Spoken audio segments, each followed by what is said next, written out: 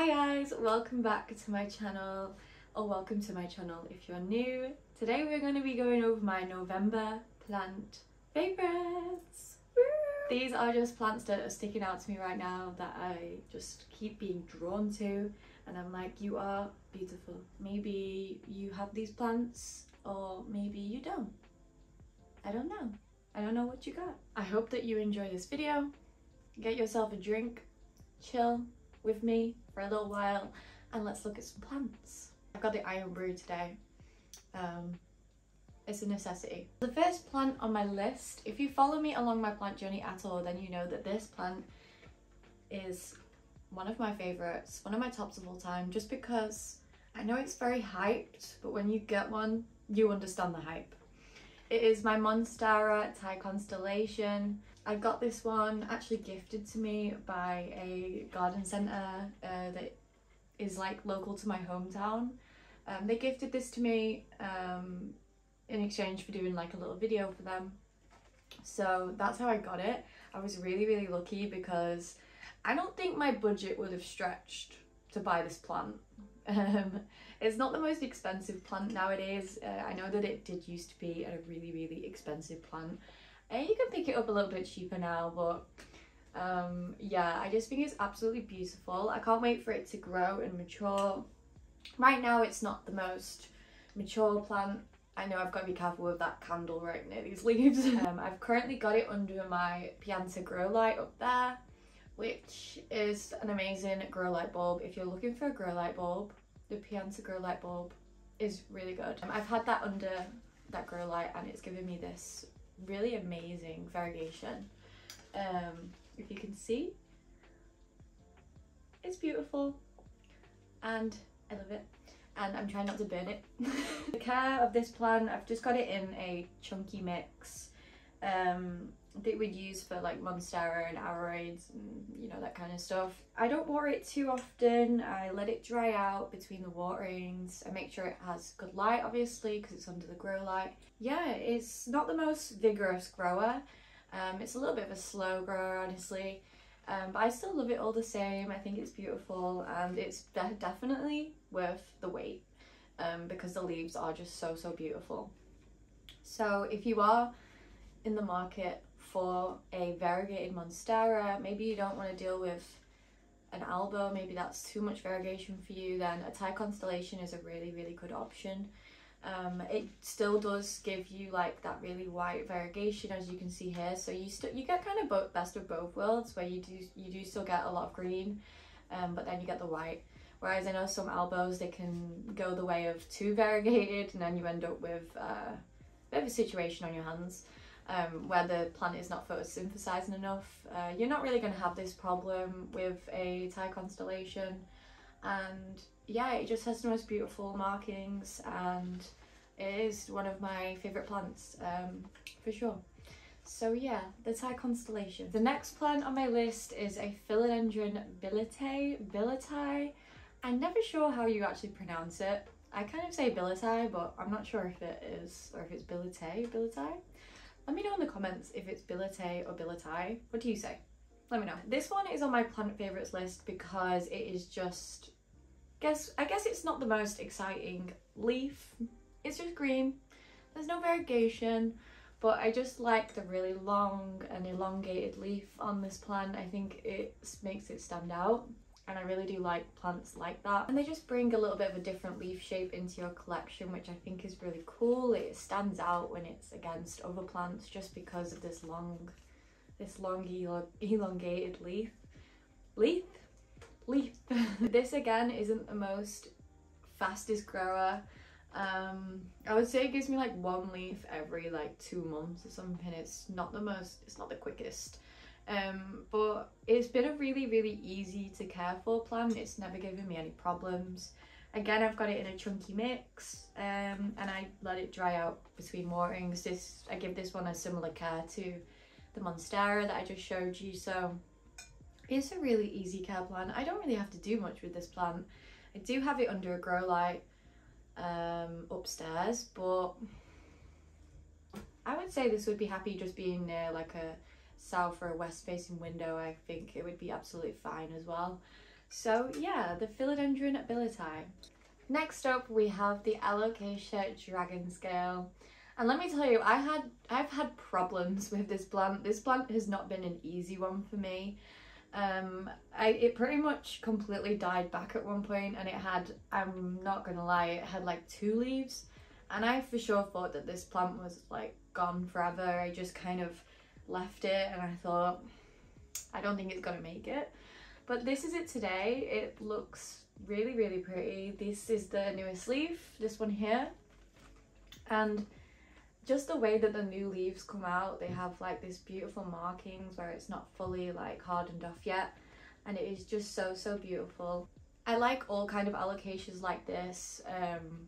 If you watched my other video where I think it was my Q&A video, I talked about how my cupria died. But that's okay. I'm in the market for looking for another one of those, but this kind of reminds me of that cupria look where it has the deep veining and it has just that really dramatic effect. I would not recommend this plant for anyone that is a beginner. It's not an easy plant to look after. Once you get it in the right spot, it will do really well, but it's all a trial and error of just trying to find the right spot for this and just nailing that care. For this, I let it dry out pretty much all the way. It's in a terracotta pot, which I think helps. They don't like to, alocasia in general don't like to sit in water, but they don't like to be too dry either. And this is what I mean about getting the care right for these, because it's a little bit of a balance, trying to figure out how to get that balance right, basically. But yeah, I don't know why I think this one is a little bit burnt from sun. This plant sits in a east facing window, so it gets a little bit of morning light every morning. Not really at the moment though, because in the UK there has been no sunlight for the past week. Only get this plant if you are up for a little bit of a challenge, because this one has definitely tested me. But do know that if it does die back, there is a chance that it will come back. Don't just throw it away, unless you want to just give up. Like, I'm not judging you for that. I just think it looks so cool. So yeah, alocasia dragon scale. So this is the next plant on my list. This is my begonia maculata. I'm not actually going to be able to get all of this in the frame, so I'll take a little video for you.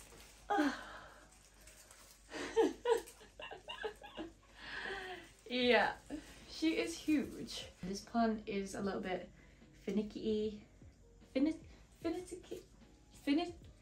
can't say that word. Finicky. I can't say it.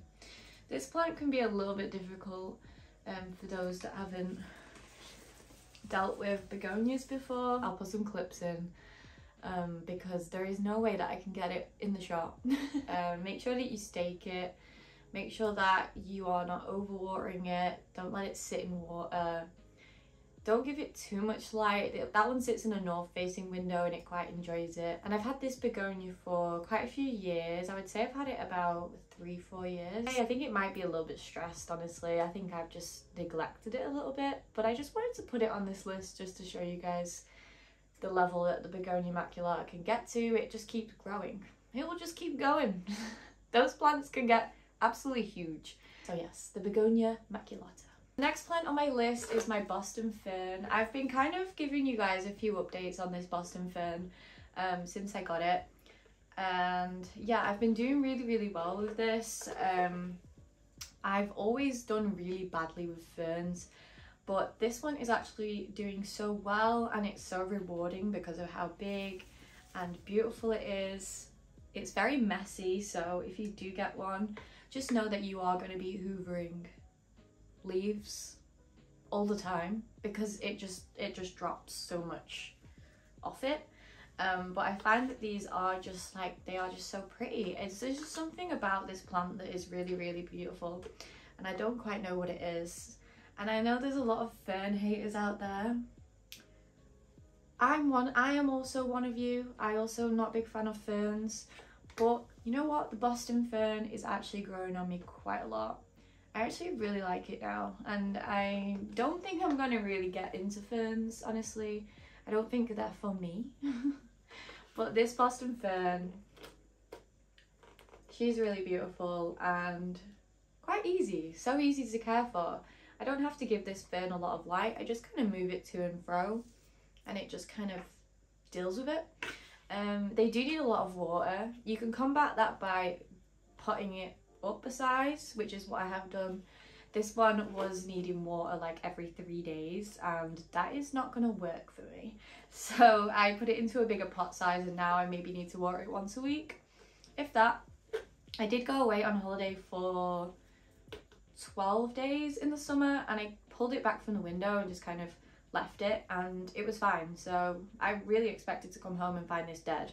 But no, it survived. So she gets a green light from me, and what should I call her?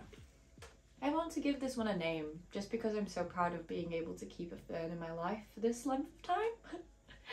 But yeah, this one is about, I think I got it about 6 to 8 months ago maybe, and she's doing really well.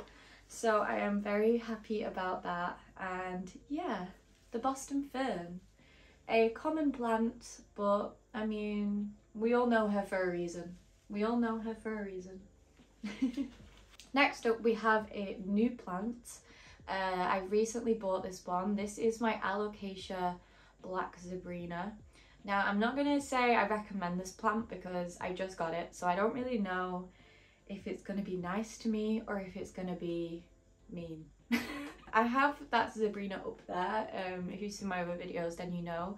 I have a really big zebrina up there, so when I saw this I was like, also fun fact, guess how much I got this for? £1. £1. This is why I bought it, because I was like, £1? I really can't go wrong with £1. I've put it in Soil Ninja alocasia soil as well, so I'm being nice to it. So I'm hoping that it's nice to me. But you know, it's just so different with these black stems that are like, you know, like what the zebrina looks like. It kind of looks like that when it's coming out new, but then it turns to like this deep black colour. I don't really think it's black. I think in person it's more of like a deep red, like a deep burgundy maroon kind of colour. But yeah, it's just really, really pretty. And I really hope that this one does well. If not, I did actually manage to get quite a few corms out of this that are currently in my prop box. So if this dies, I have insurance. If you guys have not seen this before, then let me know if you've got one, if you've seen it before, because when I saw this, I was like, I've never seen that. I didn't even know that the black zebrina existed. So when I saw it for £1, I was like, snatch! I snatched it. I was like, that's mine now. So yeah, the black zebrina. Next we have the Monera Peru, or Monera, what's the other names for it? You might have heard it called a Monera marble planet. I don't know. Monera Peru, Monera marble planet, whatever you call it, it's one of these. This one honestly takes one of my favourite top spots this month because I like to feel it. I like to feel the leaves. They are so satisfying to touch. It's kind of like the alocasia dragon scale where it's like kind of weird and bumpy. This one is definitely a slow grower. I've got it underneath the grow light as well, and still it's very, very slow. I don't know if that's because I did some neem oil rinses on it when I first got it and it lost a couple of its leaves because it did not like that. You can see the damage that the neem oil did to it, which is, to me, that's okay because leaves grow back, and I'd rather be safe and know that there's nothing on it than not do it. I just have to be patient with this one, but yeah, this one is really, really beautiful. It's simple, it's just green, but like, it's just so nice. It's just that texture is what I really, really like about it. So yeah, and this one is quite inexpensive. This is an inexpensive plant that you can get. It's not as common to find in the UK. Whenever I see people in the US, I think it's a lot more common over there, but it's not as common here, but you could probably find it somewhere. You could probably find it online quite easily as well. So yeah, the Monera Peru, just for its texture, and it's, again, it's an easy plant. It's not giving me any issues apart from what I did to it, which was my fault for doing the neem oil on it. It didn't like me for that, but you know what? I respect this plant, so. Okay, so last plant on our list, which is a little baby plant. I wanted to include one little plant in this list, and that is the string of turtles. The string of turtles. This plant is so cute. I love this plant so much. You can see it's just got those little tiny leaves that look like the back of a turtle. I've got it in this little hedgehog planter, and whenever I look at this, it makes me happy. And I just keep looking at it and just seeing it getting like more and more and more full. With this plant, I've had this one for a while, and for a long time, I just got it as a cutting. I didn't get like a full size one, and I was like, oh, string of plants kind of grow fast, right?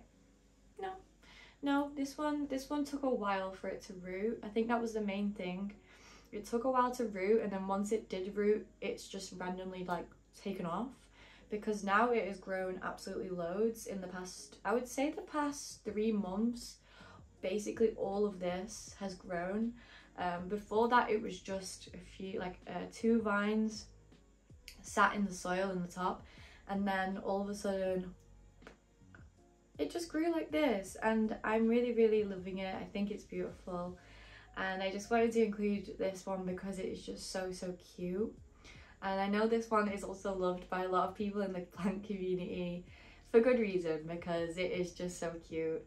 I think I prefer this one to pearls. I prefer this to dolphins.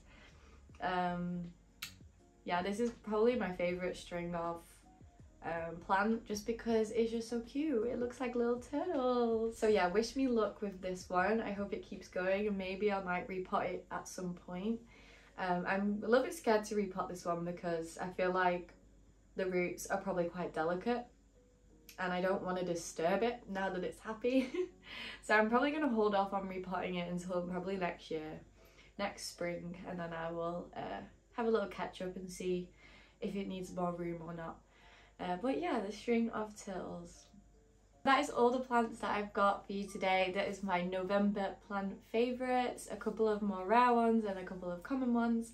I like to mix it up a little bit. And yeah, I hope you really enjoyed this video. I hope you enjoyed looking at my plants and seeing what I'm loving right now. Let me know in the comments what your favourite plants are right now. And I would love to know what plants are your favourites, and maybe you will inspire me to pick up those plants if I don't have them, which wouldn't be hard because, as you can tell, I love plants. So I'm always in the market for seeing new plants. If it's a plant I've never seen before, you get bonus points, because then I will be even more interested. And I'm like, where'd you buy that? Where'd you get that? Where do I get that? You know? Don't forget to like, subscribe if you aren't subscribed, and join Stacey's Jungle fam. I know, it's kind of corny, but we move. I hope you guys enjoyed. Thank you so much for watching, and I will see you guys in my next video. Bye!